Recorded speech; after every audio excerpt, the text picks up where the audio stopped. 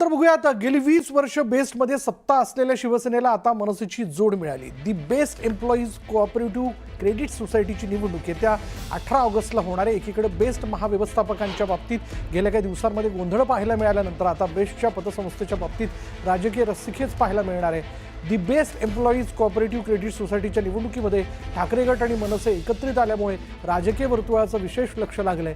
दुसरीकडे दोन्ही ठाकरेंना पराभूत करण्यासाठी मुख्यमंत्री देवेंद्र फडणवीसांचे शिलेदार असलेले प्रसाद लाड आणि प्रवीण दरेकर मैदानात उतरले आहेत.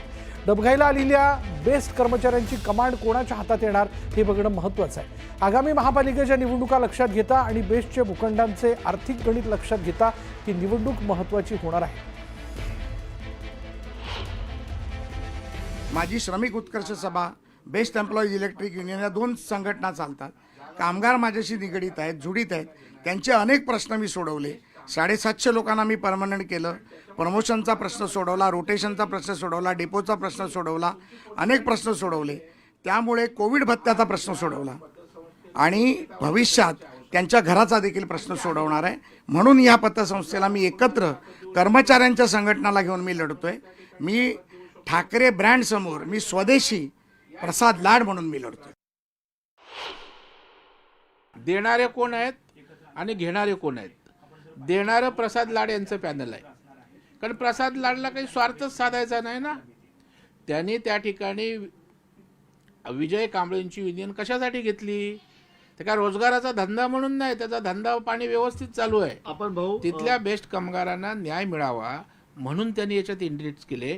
आता सुद्धा क्रेडिट सोसायटी ही त्या ठिकाणी सक्षम व्हावी, त्या माध्यमातून अनेक योजना, सवलती आणि कामगारांचं भलं व्हावं या पवित्र उद्देशानं ते मैदानात होते. गेल्या 15 दिवसापासून आम्ही ज्या उत्स्फूर्तपणे आम्हाला जो प्रतिसाद मिळतोय आपल्या कामगारांकडनं, त्यावरनं हे कोविड भत्ता वगैरे जे आहे ते सगळं खेळ चालू झालेला आहे.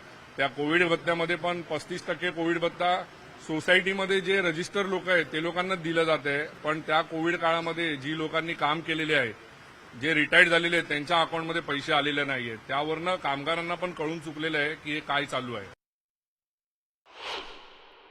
भूखंडाचा श्रीखंडच इथे सगळं काम करतोय असं माझं ठाम मत आहे.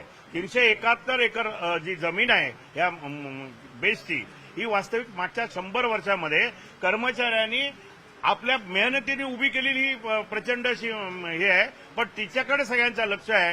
ही प्रचंड अशी ही जी संपत्ती आहे ती ताब्यात घेऊन गिरणी कामगारांसारखं आमच्या बेस्टला गिरणी कामगार बनवायचा, इथे मोठे टॉवर्स बांधायचे आणि करोडो अब्ज पैसे कमवायचे, ही यांची स्वप्न असतात. जे दोन्ही भावांच्या एकत्र येण्यामुळे जे वातावरण निर्माण झालंय, त्या वातावरणाचा परिणामाने माझ्या माहितीप्रमाणे ते नेते याच्यामध्ये लक्ष घालतायत आणि पैसा वाटप करायच्या मार्गामध्ये आहेत. त्यांना एवढं माहिती आहे की जर का या बेस्टच्या पतपेढीमध्ये शिवसेनेचं आणि महाराष्ट्र नवनिर्माण सेनेचं पॅनल जिंकलं तर या विधानसभेतली सत्ता पण त्यांची जाऊ शकते.